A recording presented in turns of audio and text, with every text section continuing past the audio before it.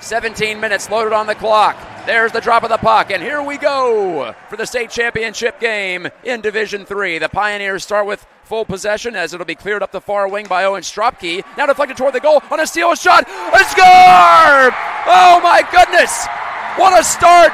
Glenn Green picked it up, cruised in and buried it under Garrett Dudlar's pad for a 1-0 advantage 12 seconds in. The Cranes tried to go D to D. It was intercepted by Green, but for a moment it looked like it was going to bounce too far ahead. Green caught up to it. Pioneers on top, and you talk about a quick start. You can't get much quicker than 12 seconds. Green unassisted. Wow. Settles it in his own end. Here he comes. Left-handed shooter, the junior. Oh, and 19 goals on the year. Fed it across, bouncing around Waco. Oh, he had an open net, but he missed it. Rebound. Oh, what a sliding block by Horton to keep it out of the net. I think that was Owen who had the chance. Owen again shoots, and that drifted wide. Boy, remember that play if Cranbrook wins the state championship. What a fantastic sliding block from Horton as Dudlar was down and out. But the Pioneers still have the puck in the offensive zone and a power play. Winkle from the half boards. Tried to cut in. Now he'll dump it out to Owen. McIntosh, far side. Albers shooting. He scored! James Albers! An absolute snipe to make it 2-1. From the bottom edge of the right circle, he beat Dudlar under the crossbar. 1:21 to go in the period. And the Pioneers are back on top. So after all that effort from Cranbrook to keep the puck out of its net from both Dudlar and Horton, it still ends up in an EGR PPG. So it'll be McKeegan against Rento Sayo at the dot. Sayo pulls it back. Shot from the point, score! David Schmitt knuckled it between the legs of Green, I think through a screen as Green didn't see it. And we're tied 2-2. 8:32 left in the second period. Schmidt's second goal of the year. 5-on-3 power play goal. And the Cranes will stay on the advantage, having just tied the game. Oh, how the game can swing. And in this case, penalties biting East Grand Rapids all of a sudden.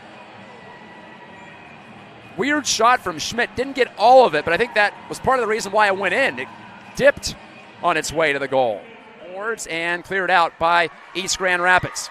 On it is Green. The cutback move in over the line. They're onside. Out high it'll be toward the front of the net by Stropke. Backhand chance. And where's the puck? Oh my, it's under the goaltender. It is under Dudlar somehow. Green bounced it off of Dudlar's pad.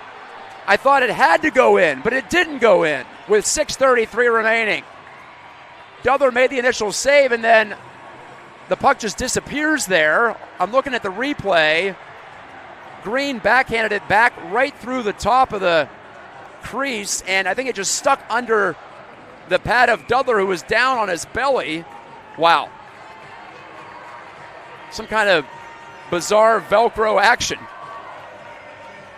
as the Cranes have called timeout. I don't know if they want to show that again here because that was absolutely insane. The save that Garrett Dudlar just made, if it is a save indeed. Out through to center though. 1 minute to go in the third period. Backhanded back into the corner. Reed and McIntosh takes. Sends it around to the far side. 50 seconds now. Out through to center. Glenn Green rushing in. 1-on-2. Green move! Missed the net! Oh, that was it. The game was right there. The championship was right there, but missed it by a couple of inches. Coming back is Horton as he pulls the trigger on a wrist shot. Joe Green kicks it out.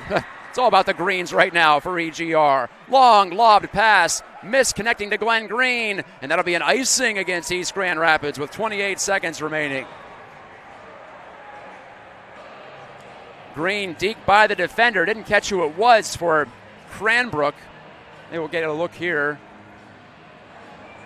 Fed it between the legs of Patrick Netton, the sophomore, and he tried to go back against the grain, did Glenn Green, and that close to basically 11 for the Byron Center D2 championship game. There's the drop of the puck, and here we go. The Cranes now attacking to our right. The Pioneers to the left, turned over up the middle. Here's Glenn Green. He missed the goal high from about 30 feet out, maybe 35, between the circle. A little adrenaline on that one. Just a little too random for him to adjust to on the bounce. It ended up on his stick, though. Now here are the Pioneers. Hookster's shot, patted out. Rebound, McKeegan, and he couldn't rip it on net. Back down comes Roman Seco. What a poke check by Henry Cuff to knock it away to the sideboards at least. And cleared by LeMange. He sensed his team was in trouble there, so he simply got it down and out for an icing call. 4:29 to go in the third overtime. Albers versus Horton at the faceoff dot. The former with East Grand Rapids, the latter with Cranbrook Kingswood. And Horton wins it on second try. Back to the point. Wrist shot. Score! David Schmitt.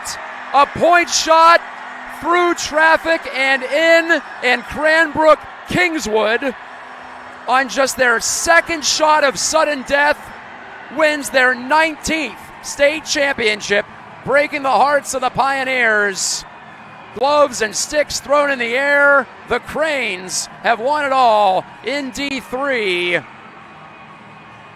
A face-off win by Horton, and the second goal of the game for David Schmitt. He had one goal all year, and he scores twice in the championship game.